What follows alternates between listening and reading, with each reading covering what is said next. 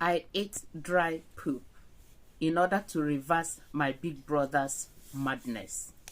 Story time with Trendy Grandma. So, we are 6 in the family. The family wasn't rich at all. We struggled with my mom and my dad. My dad was a palm wine tapper, while my mom was a petty trader. So it was really difficult growing up. We found it difficult even to find school fees when we were in primary school and secondary school. So we helped my mom with her petty trader. My brothers do help my dad with wine tapping and selling it. But later on in life, my big brother got a scholarship from the village. The whole village contributed money and sent my big brother abroad. So my big brother, after his education, started doing well and then built the house that we live right now, opened a good business for my mom, opened a good business for my dad, and my big brother had given scholarship to few members of the village, so they are on his scholarship. So it happened that this time around, my brother normally visits during Christmas and goes back. So this time around, my brother visited during this Christmas and he was acting abnormally. He didn't come with any luggage. He used his shoe as a pawn because he was stepping on the back of his shoe. So he was acting weird. All of us were like, why is he like that? He was talking out of order. And then my mom and my dad became worried. When we spoke to him, he started shouting at everybody, and then he just zoomed off from the house. We didn't see him again. After 3 days, we were looking for him, and then some people said that they saw him in the village square, that he was raving mad, and we were all devastated. How could he be raving mad? Where did he come from? How come? The whole village were so unhappy because he was a philanthropist. So they arranged to go and pick him up from where he was, picking things, eating from the trash. My brother, his wife and his 2 children, they were in the US and they didn't even know what was going on. My dad organized the village people and they now went and they rescued him and caught him. So when they brought him back home, they used the local handcuff. It's like a chain. I don't know, but you know, in the village, it's like chain. They use chain to chain his feet, and chain his hands. They use key to lock the chain because he was beating everybody. Everybody was in the state of mourning. They were like, what are they going to do?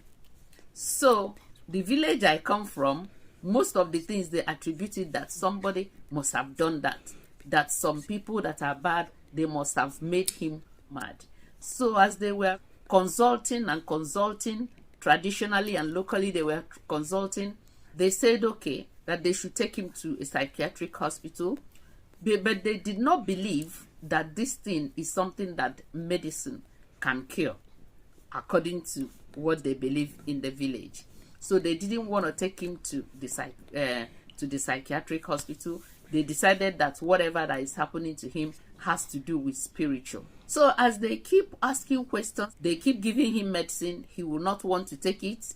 And then sometimes when they give him medicine, he will just use his hand and throw it off and so on. Even in his handcuff, he was losing so much weight.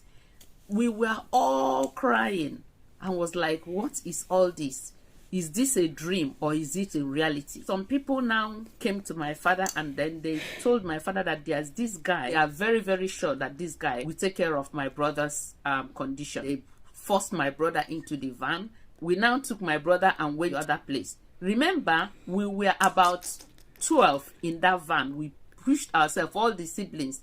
We were all together and few people from the village because they really know that my brother helps people in the village. So when we got there, we told the native doctor what is happening. Look at my brother. My brother is raving mad. We don't know what is wrong and so on. Said, are we ready to do what he will ask us to do? That is a very small case that my brother will get himself. that he's going to be okay, but only if we can do what he asked us to do.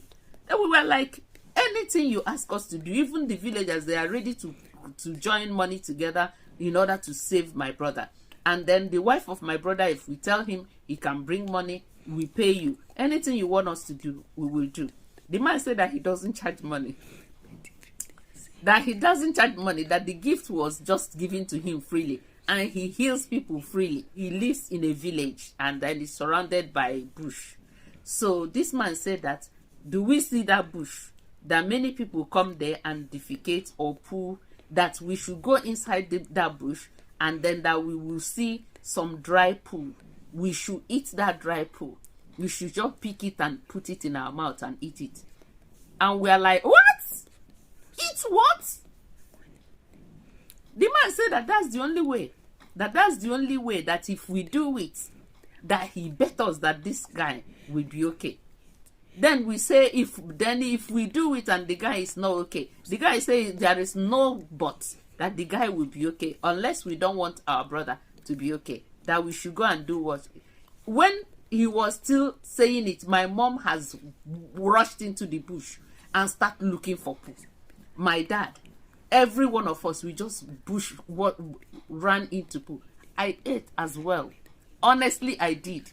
But the thing is that I didn't finish whatever I had in my mouth. People are eating already. And then my brother started screaming, what are we doing here? He started asking the man, what am I doing here? Where is this place? So the man said that immediately my mom put the poo in the mouth, that my brother realized himself and knew where he was. And we were all jubilating. We didn't even wash our hand. We didn't even care that we had smelly mouth. We were all jubilating. Let me tell you, something is in this world. I did not know that such a thing existed until I witnessed it. And do not think that this is a fiction. This is a true story. So that was how my brother got well. We asked the man, when are we going to give to you? The man said anything. I don't know how much they put together and gave to the man. And then we went home with my brother. My brother is still alive today. My brother is doing well. My brother is still in US today. And we are all okay. The only thing is that I have eaten poo. So my people, the story is not my story. As I always tell you guys, I tell people story. So if you have strange stories and story that people might like, I want you to DM me. Let me tell your story. I will see you in my next story. Thank you so very much. Bye.